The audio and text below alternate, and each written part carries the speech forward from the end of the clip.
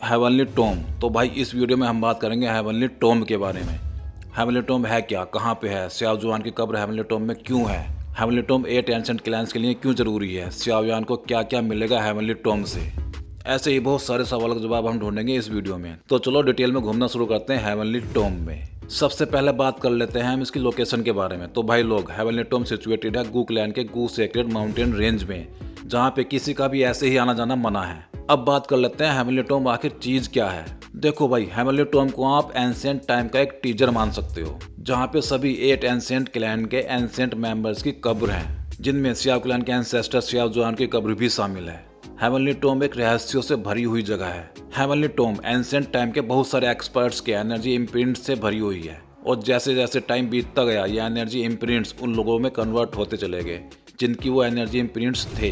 कहने का मतलब ये है कि वो जो एनर्जी वहाँ पे थी वो अब बॉडी में कन्वर्ट हो चुकी है, जिनको हम आगे जाके एनर्जी बॉडीज बोलेंगे। अब जब भी कोई हेवनली टोम में जाके इन लोगों को हरा देता है तो वो उन लोगों की एनर्जी को एब्जॉर्ब कर सकता है अपनी खुद की पावर बढ़ाने के लिए। इस एनर्जी कोर को आप एक हाई टायर की मेडिसिनल पिल के जैसे मान सकते हो, बस इनका कोई साइड इफेक्ट नहीं होगा, चाहे आप कितने भी एनर्जी इम्प्रिंट्स को कलेक्ट करके उनको निगल लो। इसीलिए ये बहुत बढ़िया तरीका है 8 एंशिएंट क्लैन के पास अपने मेंबर्स की स्ट्रेंथ को बढ़ाने के लिए, वो भी बहुत जल्दी। अब सबसे ज़्यादा मिस्टीरियस बात जो है हेवनली टोम के बारे में, वो है इसका टाइम।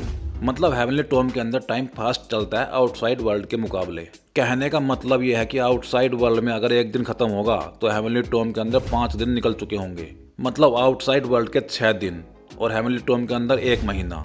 अगर ईयर्स में देखें तो आउटसाइड वर्ल्ड के 2 महीने हेवनली टोम में 1 साल के बराबर होते हैं।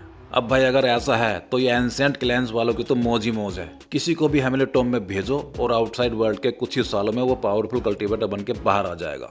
लेकिन ये बात इतनी सीधी भी नहीं है, क्योंकि ऐसा पॉसिबल नहीं है, क्योंकि हेवनली टोम के भी कुछ रूल्स हैं। हेवनली टोम 20 सालों में बस एक बार ओपन होती है, और उसमें भी बस 3 साल का टाइम ही मिलता है हेवनली टोम के अंदर रहने के लिए। मतलब अगर हम आउटसाइड वर्ल्ड के टाइम को देखें तो ये बनता है 6 महीने। मतलब सिर्फ 6 महीने मिलते हैं हेवनली टोम में जाके अपनी किस्मत आजमाने के लिए। और इससे भी बड़ी बात यह है कि हेवनली टोम में बस 8 एंशिएंट क्लैंस के लोग ही जा सकते हैं, और कोई नहीं। और ऐसा इसलिए है क्योंकि एंशिएंट टाइम में ही ये रूल बना दिया गया था कि बस 8 एंशिएंट क्लैंस के लोग ही हेवनली टोम का फायदा उठा सकते हैं। अब क्योंकि सियाओ क्लैन उस टाइम सबसे पावरफुल क्लैन था, इसीलिए सियाओ यान को कोई भी दिक्कत नहीं होने वाली है हेवनली टोम में जाने के लिए, भले ही अब सियाओ क्लैन डिक्लाइन हो गया हो। अब तक हमने ये तो देख लिया कि हेवनली टोम है क्या चीज़। अब देखते हैं कि इसके अंदर एंट्री होने के बाद क्या होता है। देखो भाई, हेवनली टोम 3 लेवल्स में डिवाइडेड है। अब इसके फर्स्ट लेवल पर जो एनर्जी बॉडीज आती हैं, मतलब एनर्जी इम्प्रिंट से जो लोग वहाँ पे बने हुए हैं, वो 3 स्टार डोवजुन या फिर उससे कमजोर लेवल के हैं। यहाँ मैं एक बात और बता दूँ, ये जो एनर्जी बॉडीज हैं इनमें इनकी डोव स्किल भी मौजूद हैं।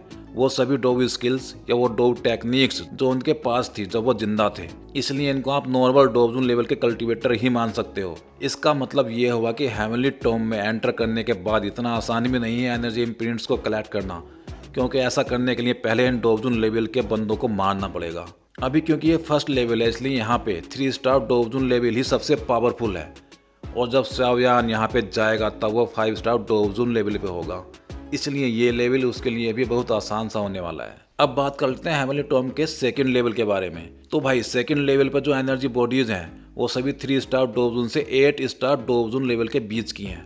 मतलब ये वाला लेवल सियाओ यान के लिए भी काफी मुश्किल होने वाला है, लेकिन क्योंकि जूनियर भी उसके साथ होगी तो वो ये लेवल पार कर लेंगे। अब अगर हम बात कर रहे हैं हेवनली टोम के थर्ड लेवल की, तो भाई इस लेवल पे पीक डोवजुन लेवल और कुछ डोवसेंग लेवल के कल्टीवेटर्स की एनर्जी बॉडीज हैं।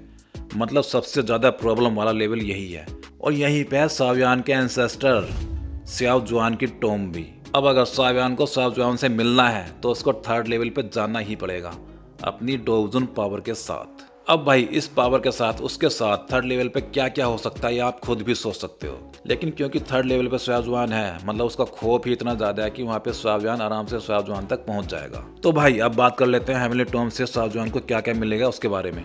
देखो, सियाओ यान जब हेवनली टोम में एंटर किया था तब वो था 5 स्टार डोवजुन, लेकिन थर्ड लेवल तक पहुंचते पहुंचते वो एनर्जी बॉडीज को कलेक्ट करके ऑलरेडी 6 स्टार डोवजुन लेवल पे पहुंच चुका होगा।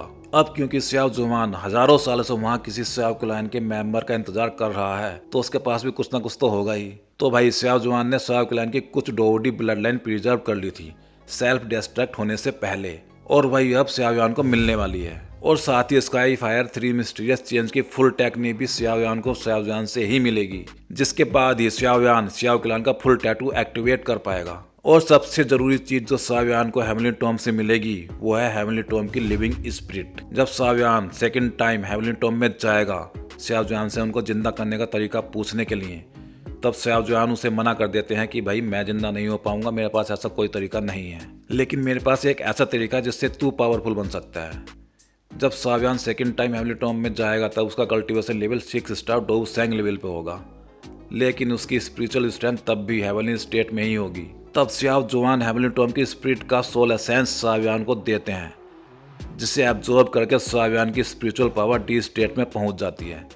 लेकिन हेवनली टॉम की सोल से लड़ने के चक्कर में शाओयान की सोल भी खत्म हो जाती है। इसके बाद शाओयान ही हेवनली टॉम का ओनर भी बन जाता है। अब अगर हम बात करें शाओयान की कब्र हेवनली टॉम में क्यों है, तो भाई ऐसा करने के लिए शाओयान ने गुयुआन से कहा था, क्योंकि हेवनली टॉम भी एक ऐसी जगह है जहां सोल फ्रैक्शन भी हजारों सालों तक सर्वाइव कर सकते हैं। हेवनली टॉम से बाहर शाओयान की सोल सर्वाइव ही नहीं कर पाती। अगर मैं मानवा की बात करूं तो शाओ क्लैन और हू क्लैन की जो फाइट हुई थी वो हेवनली टॉम के अंदर ही हुई थी, जहां शाओयान ने खुद को सेल्फ डिस्ट्रैक्ट कर लिया था। ये भी एक रीजन है कि शाओयान की टॉम भी हेवनली टॉम में ही है। अब ये तो आप समझ ही गए होंगे कि 8 एंशिएंट क्लैंस को क्या फायदा था हेवनली टॉम से। भले ही उनको हेवनली टॉम में जाने का मौका 20 साल में बस एक बार ही मिलता है, लेकिन फिर भी ये एक बहुत बड़ी अपॉर्चुनिटी होती है अपने क्लैन मेंबर्स को और ज्यादा पावरफुल बनाने की, और जल्दी से जल्दी। अब भाई एक क्वेश्चन और दिमाग में आ रहा होगा आपके भी कि अगर हेवनली टॉम से इतना ही फायदा होता है तो उसको फोर्सफुली ओपन नहीं कर सकते क्या? तो हाँ, उसको फोर्सफुली ओपन किया जा सकता है, लेकिन उसमें एक छोटा सा क्रैक ही ओपन किया जा सकता है, जिसमें से 1 या 2 बंदे ही जा सकते हैं हेवनली टॉम में, और वो भी सिर्फ वही बंदा कर सकता है जिसकी सोल पावर डी स्टेट में पहुंच चुकी हो, जैसे गुयुआन या हू तिएंडी। और ऐसा इसलिए क्योंकि हेवनली टॉम की जो स्पिरिट है वो भी इसी लेवल की सोल पावर है, और ये जो क्रैक ओपन होगा फोर्सफुली ये भी ज़्यादा टाइम के लिए ओपन नहीं रह सकता। इसलिए भाई कोई भी रिस्क लेना नहीं चाहता, क्योंकि ऐसा भी हो सकता है कि कोई अंदर जाए इस क्रैक से और अंदर जाकर वो फंस जाए, वो टाइमली बाहर ना आ पाए। अगर ऐसा हुआ तो वहीं फंसा रह जाएगा और उसका जिंदा वापस आना थोड़ा मुश्किल काम है फिर। तो भाई लोग, इस वीडियो में हमने बात किया हेवनली टॉम के बारे में। मुझे लगता है कि हेवनली टॉम मैंने अच्छे से एक्सप्लेन कर दी है। अगर आपको लगता है कि कुछ पॉइंट्स मेरे से छूट गए हैं तो आप उनको कमेंट्स में मेंशन कर सकते हो। तो चलिए मिलते हैं एक अगले वीडियो में अलग टॉपिक के साथ।